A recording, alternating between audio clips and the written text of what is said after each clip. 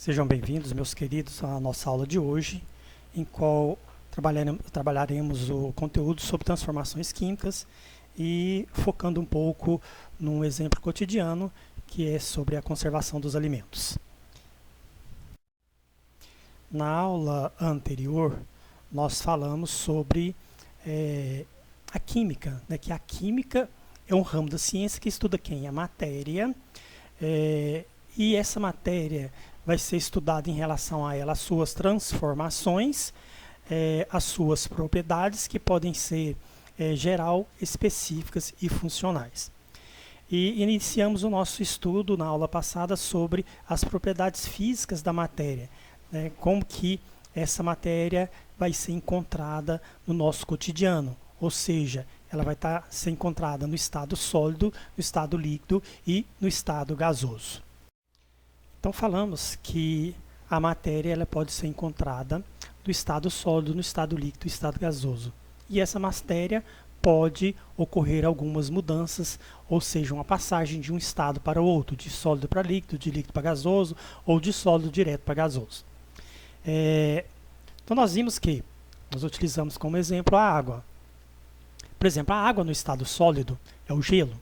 Então, a passagem dessa água do estado sólido para o estado líquido chama-se fusão. Então, o gelo fora, por exemplo, do congelador, se você colocar num prato, ele na temperatura ambiente, ele vai absorver calor do meio ambiente ali e vai se derretendo, ou seja, vai se fundindo, é a fusão, né? E vai passar então do estado sólido para o estado líquido, até que as temperaturas tenha equilibrado. Então, a passagem de sólido para líquido, do gelo, né, da água do estado sólido para o estado líquido, é a fusão. A passagem da água do estado líquido para o estado gasoso, ela pode ocorrer em 3 processos, ou seja, pelo processo da vaporização. E esse processo da vaporização, ele pode ser em 3 processos. A evaporação, que é uma passagem lenta da água para o estado gasoso, por exemplo, quando você coloca uma roupa no varal para secar. Então, essa é a evaporação, que é um dos processos da vaporização. A água dos rios, dos mares, dos lagos, do nosso suor, do suor dos animais, também ocorre um processo de evaporação. Então, a passagem lenta do estado líquido para o estado gasoso. Outro processo da vaporização, que também ocorre na passagem de líquido para gasoso, é a ebulição. A ebulição é quando você coloca uma água numa chaleira, tá, para fazer um café, um chá, e essa água começa a aquecer e ela começa a criar bolinhas. Quando ela começa a criar bolinhas ali no fundo da panela, é porque ela está no seu processo de ebulição, ou seja, passando do estado líquido para o estado gasoso. Então, ela está vaporizando.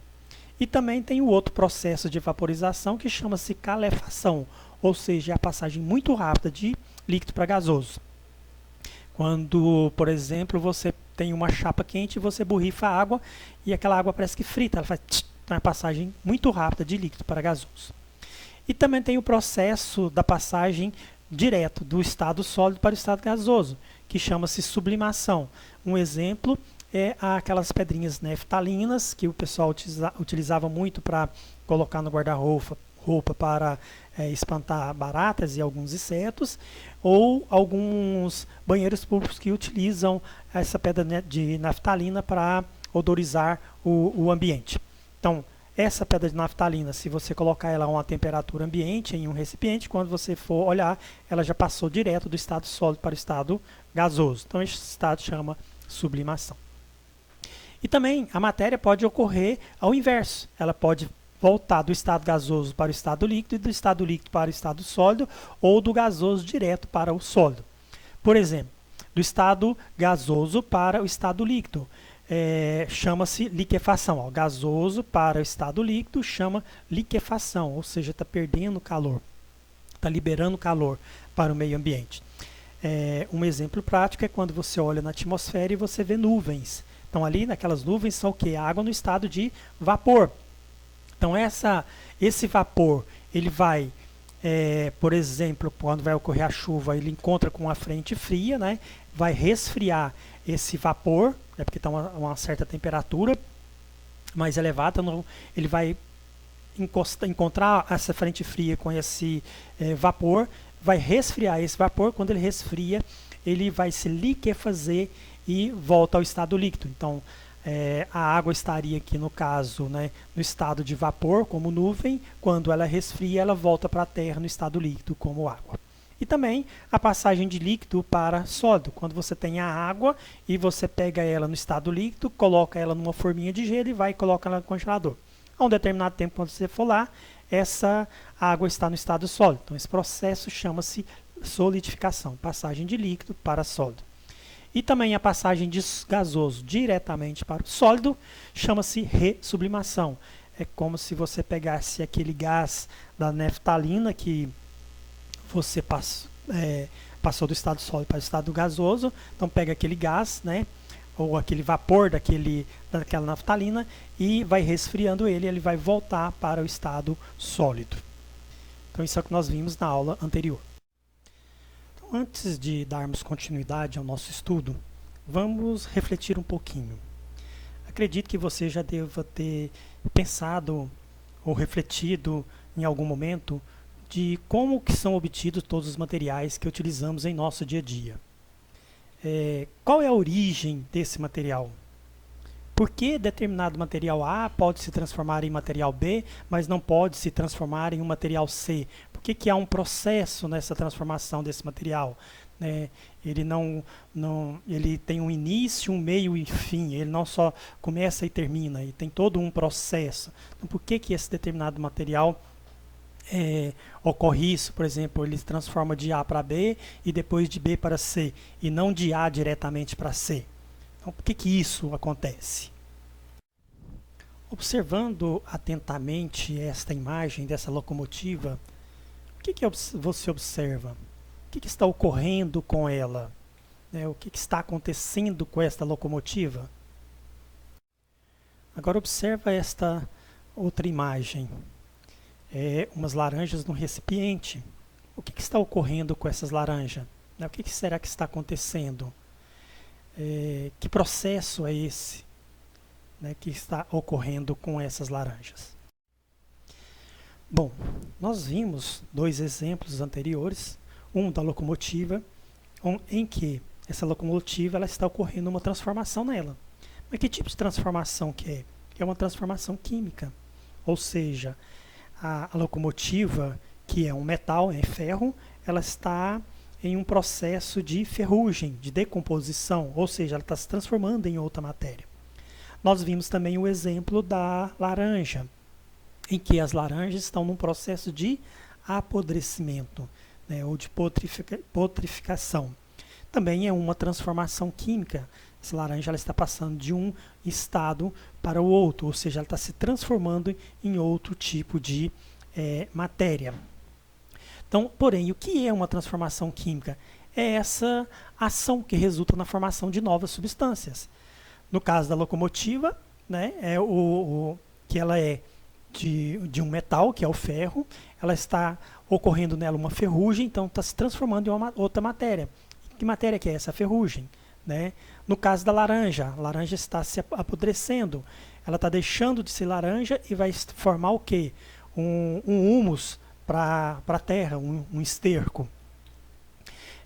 Por exemplo, aqui nós temos alguns tipos de transformações químicas que fazem parte do nosso cotidiano. Por exemplo, quando você liga a chama do fogão. Então aqui está ocorrendo uma transformação química. Por quê?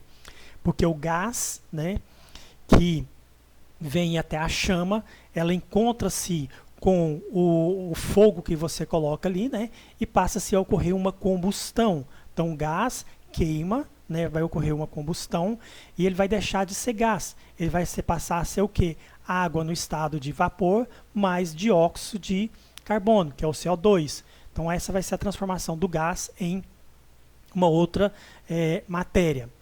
E esse tipo de transformação química é chamado de uma transformação química exotérmica. Por quê? Porque ela libera calor.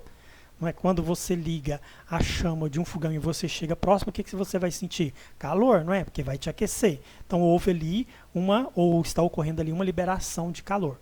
Então essa é uma transformação química exotérmica. Vejamos agora outro exemplo de transformação química.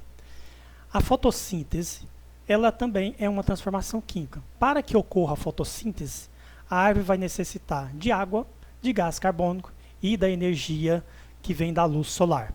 Então, com essa junção desse gás carbônico, que é CO2, mais a água, mais a energia, a árvore vai transformar esses reagentes, né, que é o dióxido de carbono, a água e a energia, em uma nova substância, que é a glicose, que vai ser seu armazenamento, né, onde ela vai tirar a energia para ela poder crescer, criar frutos, e vai liberar para a atmosfera o oxigênio. Essa transformação, ela chama-se uma transformação química endotérmica. Por quê? Porque houve uma absorção de calor, quer dizer, a árvore ela absorve calor da energia solar para que ocorra a sua transformação. Então, transformação química endotérmica é aquela que absorve calor.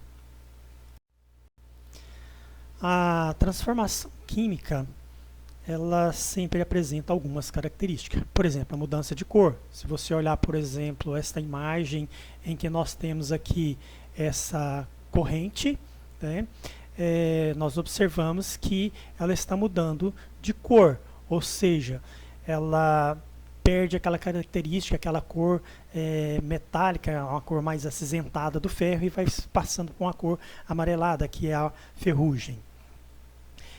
Também outra característica é a liberação de gás. Por exemplo, quando você pega um comprimido de um antiácido ou ele em pó e coloca na água, ele vai começar a criar algumas bolinhas. Parece que ele está fervendo. Então, isso chama efervescência. É uma liberação de gás que está ocorrendo ali.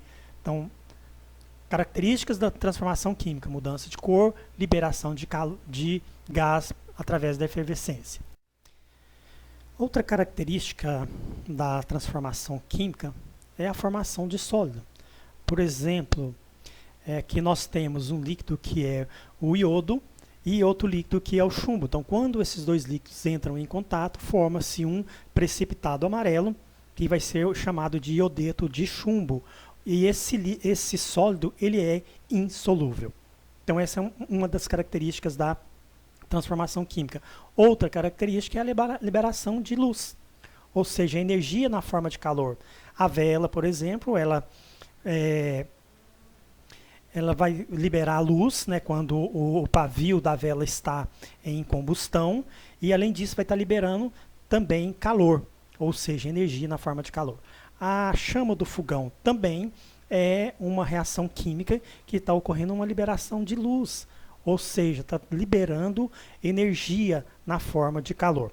Além dessas características, que foi a mudança de cor, a liberação de gás, a efervescência, a formação de sólido, a liberação de luz, tem também o cheiro, né, da substância, às vezes da matéria. Às vezes pelo cheiro da matéria é um indício de que está ocorrendo ali uma transformação química. Agora, uma coisa importante a gente lembrar e ter em mente, que nem todas as transformações químicas elas vão ser visíveis a olho nu, e só podem ser constatadas pelas mudanças de suas propriedades físicas e químicas. Então, nem todas as transformações químicas nós vamos conseguir ver a olho nu. Okay? Então, tem algumas que nós só através de análise, né, num laboratório das suas propriedades físicas e químicas que a gente vai conseguir constatar que houve ali uma transformação química. Então, comparando o que nós falamos sobre transformação química com transformação física. A transformação química é aquela em que há alteração na composição da matéria e a formação de novas substâncias, enquanto que na transformação física não há alteração na composição da matéria e não há formação de novas substâncias. Então está aí a diferença entre transformação química e transformação física. Dando continuidade então ao nosso estudo das transformações da matéria, vamos refletir um pouco sobre a conservação dos alimentos. Vamos voltar um pouco na história e pensar um pouco sobre a alimentação dos tripulantes da esquadra de Pedro Álvares Cabral, quando ele fazia aquele caminho para as Índias. Um dos grandes desafios que essas viagens apresentavam era a conservação dos alimentos para durante todo o percurso. Ou seja, Pedro Álvares de Cabral, ele tinha lá na sua tripulação em torno aí de aproximadamente acho que umas 1.500 pessoas, e ele tinha que transportar dentro daquele navio a alimentação, a água também, né, porque a água potável para eles beberem, para fazer alimentos. E essas viagens eram viagens longas, elas duravam em torno de 44 dias, e dependendo do tempo. Então era aproximadamente isso aí. Então, que tipo de alimentos eles poderiam levar, né, para alimentar essa tripulação? Imagina você em alto mar, né, 44 dias e 1.500 pessoas sem alimentar todo esse pessoal. E água também, né, porque tinha que levar água nos barris. Então, eles utilizavam que tipo de alimentos, né, que vocês acham que eles transportavam para o consumo da tripulação? Lógico que eles tinham que transportar alimentos não perecíveis, como por exemplo a bolacha de água e sal, porque o pão, né, o pão é feito da farinha, ele absorve muito a umidade, então ele bolora rapidamente, então não podia levar pão. Então a bolacha, a água e sal, ela já é um pouco mais seca, ela dificilmente ela vai absorver umidade, mas ela demora mais tempo, ela conserva mais tempo do que o pão. Então eles tinham, por exemplo, azeite, vinagre, sal, bacalhau, né? Tinha carne também, tinha alguns outros tipos de alimentos. Então tinha que ser alimentos que tinham uma durabilidade maior, que não eram perecíveis, que aguentaria esse tempo todo que eles estariam ali em alto mar. A água, então, que era consumida pela tripulação, ela era trazida em barris, né, de Portugal, ou seja, a água potável que eles utilizavam durante aquele período. Então, como que eram feitos e como é feito atualmente a conservação dos alimentos? Com certeza você já deve ter visto um alimento estragar, uma fruta, né, que entra em processo de apodrefação, ou algo que você preparou, que você vê que deixa lá um tempo e ele começa a se deteriorar. Mas também você já deve ter observado que a carne, quando ela está previamente salgada, ela fica fora da geladeira, ela permanece adequada para o consumo por um determinado tempo, né? Então você já deve ter observado isso também. Sabemos que o Brasil é um grande exportador de carne, principalmente a bovina e a suína, né? E também ele importa muita carne da Argentina. Observando esse gráfico aqui, isso aqui são dados de 2017, esse gráfico de exportação de carne, ou seja, para onde o Brasil está mandando carne.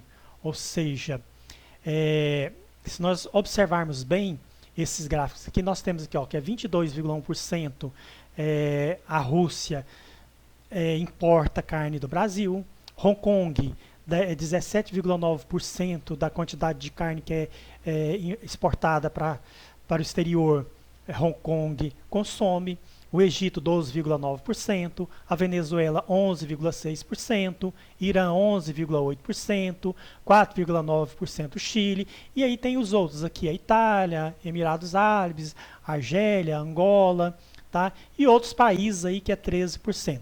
Então quer dizer, em 2017 o Brasil já exportava uma grande quantidade de carne para fora. E como que será que ele fazia essa conservação desses alimentos, dessa carne? Vamos observar nesse mapa aqui a distância dos países que importam carne do Brasil. Então nós temos aqui, no caso, o Brasil, que está aqui na América do Sul, né? Então o Brasil exporta carne para a Argélia, vocês podem ver que há uma grande distância, uma grande quilometragem, para Angola, para o Egito, olha o tanto que tem que andar para chegar no Egito, do Brasil para o Irã, do Brasil para a Rússia. Então, se você analisar, isso aqui é dados de 2015, tá, pessoal? A distância que esses alimentos, que essas carnes, seja bovina, suína, são transportadas. Então, ela tem que ter uma boa conservação. E como é feita a conservação desses alimentos?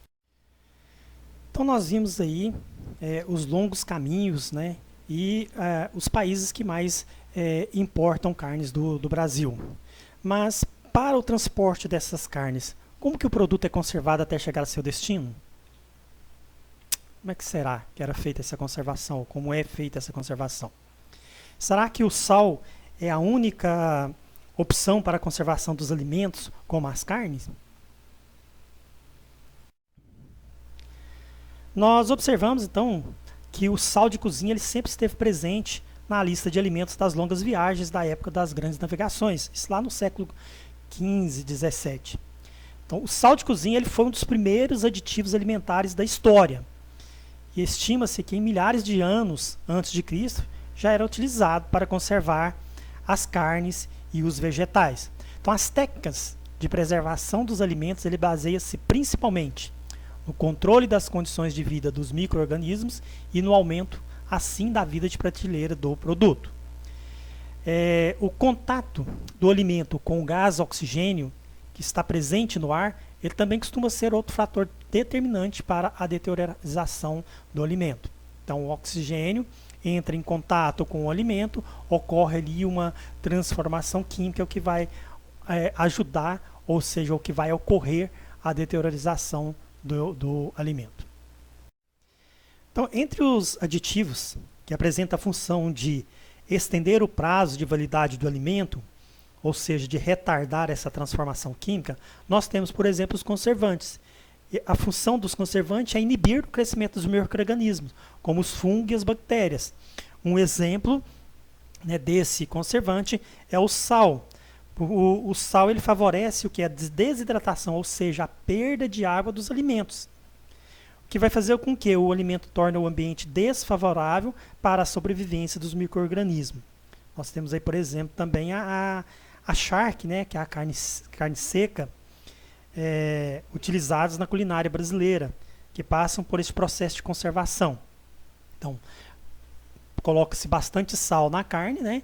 Aquele sal vai retirar a água, né, vai desidratar a carne para ela ficar seca, tá? Então aí vai impedir o crescimento desses micro-organismos, dessas bactérias ou fungos.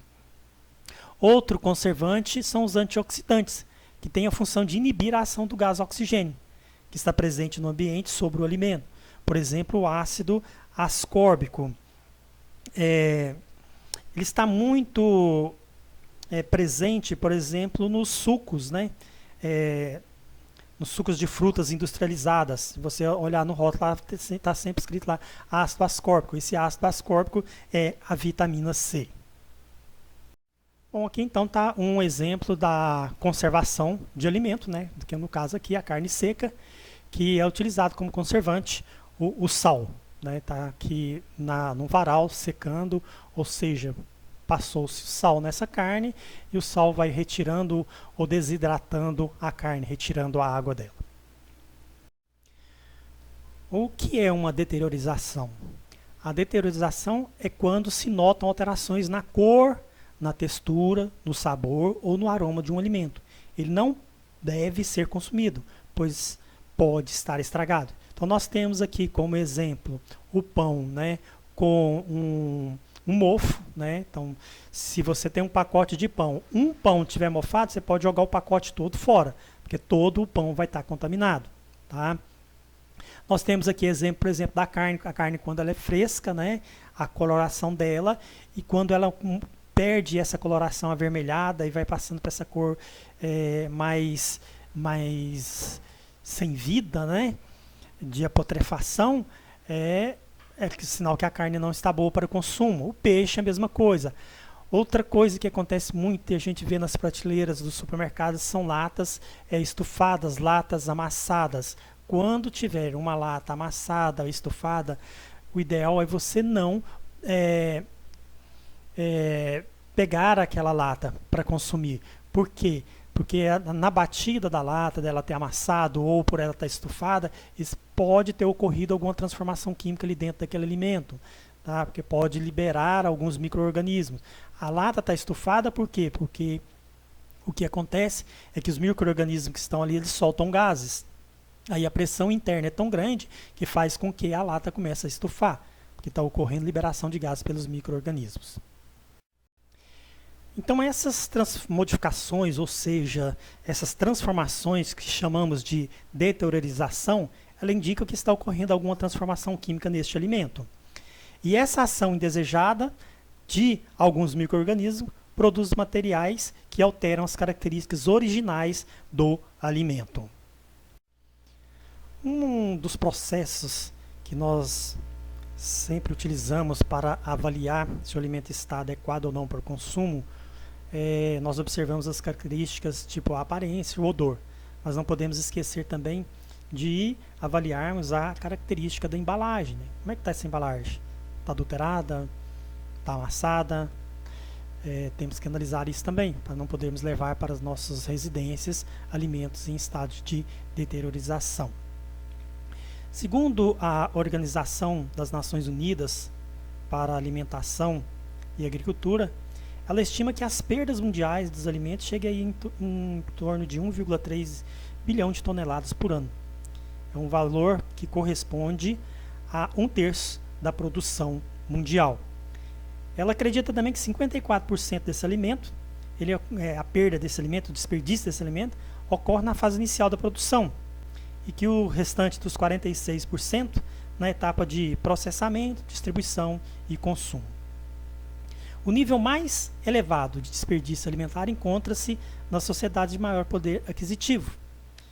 Isso resultando de uma combinação entre o comportamento do consumidor e a falta de informação ao longo da cadeia de abastecimento. Ou seja, os consumidores não conseguem planejar as suas compras de forma eficaz. Então, compram em excesso ou exageram na qualidade, levando os produtos que estão com data de validade muito próxima. Tá? Então, isso aí são um dos fatores que ajudam no desperdício dos alimentos. Outro fator também que contribui para o desperdício, né, de alimento e a deterioração deles é os padrões estéticos, né, de qualidade, que levam os distribuidores a rejeitar grandes quantidades de alimentos perfeitamente comestíveis. Nos países em desenvolvimento, a grande perda após a colheita, que é a fase inicial da cadeia produtiva, também é um grande problema. Isso por falta de estruturas, tanto financeiras, estruturais, de técnicas de colheitas, da própria infraestrutura do transporte, de armazenamento, e também tem a questão das condições climáticas, né, que favorecem a deteriorização dos alimentos.